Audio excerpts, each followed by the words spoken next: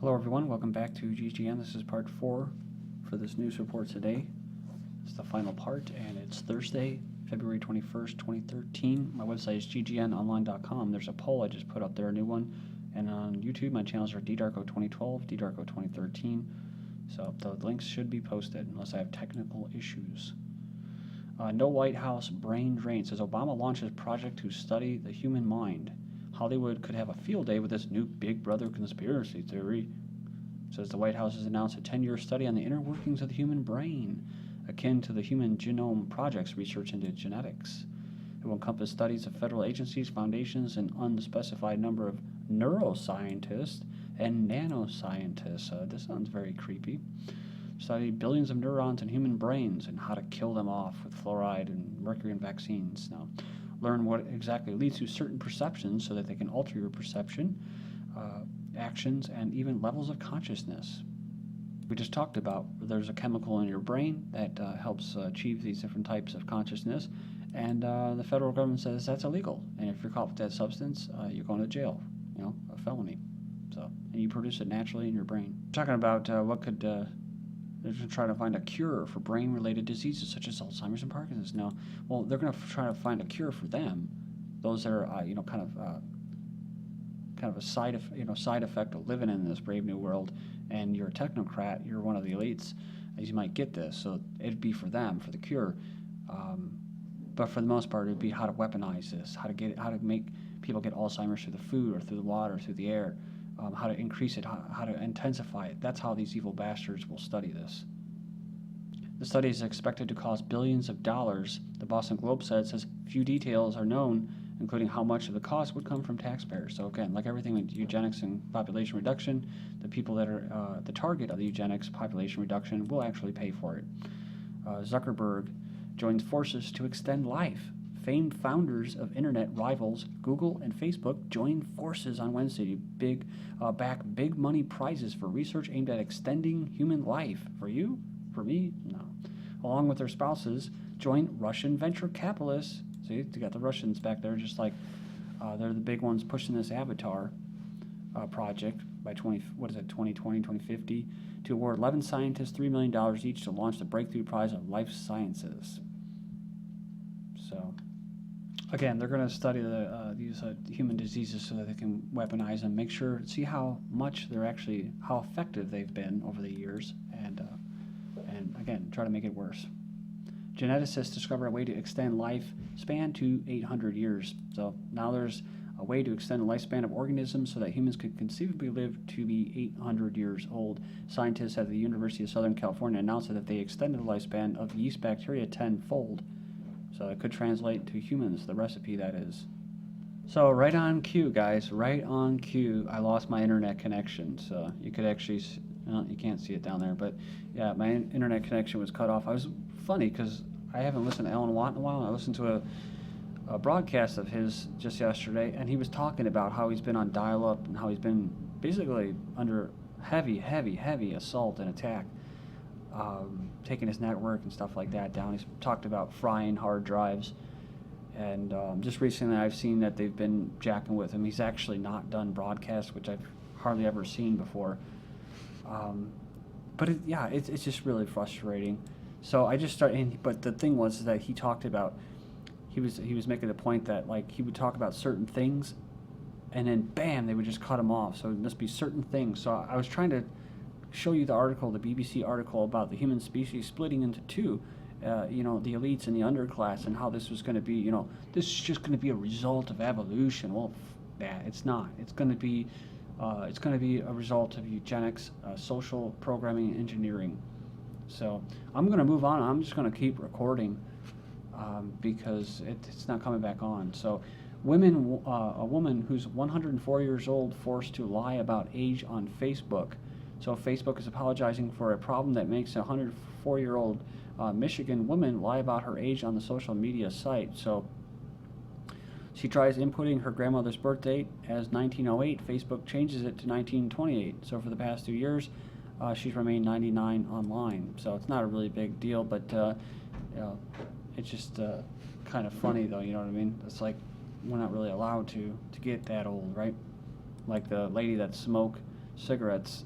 She's 104 years old and had some brandy with her tea every day and lived to 104. And she quit. She quit because her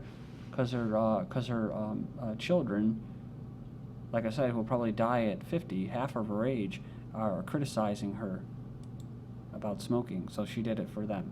Bill Gates dodges questions on why he owns 500 shares of Monsanto. So I think we all know why he owns the shares, because they're one of the biggest food producers in the company, in the country, in the world, right?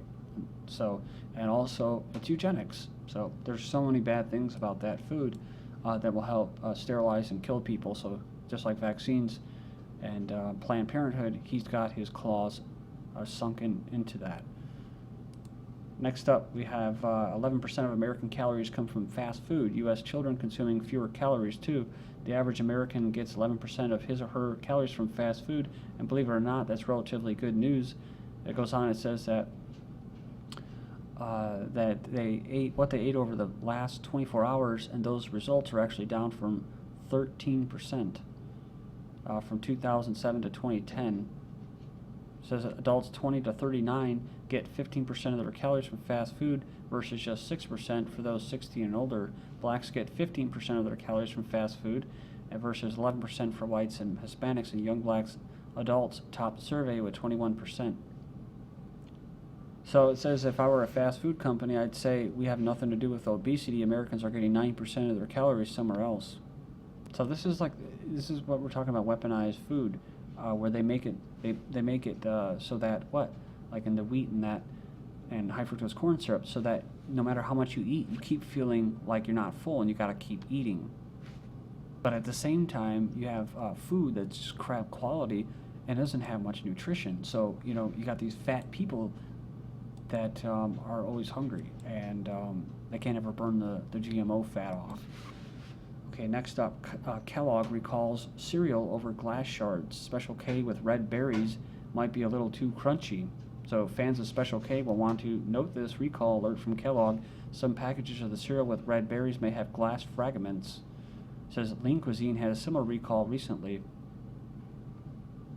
Poisoned by everyday life, landmark study warns gender-bending chemicals in your home, food, and car are linked to a huge range of diseases. These phthalates are often used to soften plastic and improve consistency of cosmetics, as you put on your face. Yeah.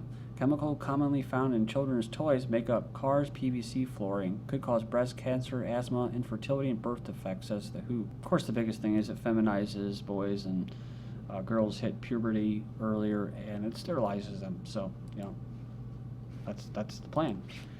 Hair dyes used by millions of women are linked to chemicals that can cause cancer. Secondary, this amines can be found in hair dyes used by millions of Britons. Both home coloring kits and salon dye contain chemicals and could react with smoke and fumes and form highly poisonous chemicals.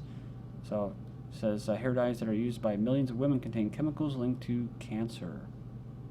It says, writing in a respected scientific journal, they say chemicals in permanent hair dyes can react with tobacco smoke and other pollutants in the air to form one of the most powerful cancer-causing compounds known to man. So I was going to send this to relatives, and I'm like, you know what, no. They can't handle it. They can't handle it. They don't want to hear it. So just won't send it to them. DEET doesn't bug mosquitoes on second taste. So they actually go around in neighborhoods and they spray out of the back of a pickup truck. I'm not sure who consents to it. I'm sure it's engineered through some kind of city council meeting where they pass this. It's like fluoridating the water. But this DEET doesn't bug mosquitoes on second taste. New study shows mosquitoes get used to repellent over time.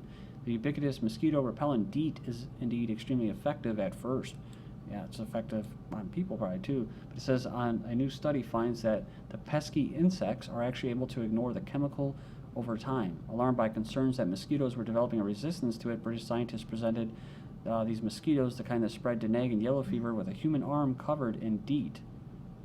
So it says at first the mosquitoes were repelled, but often the arm they offered the arm a few hours later. The chemical proved less effective.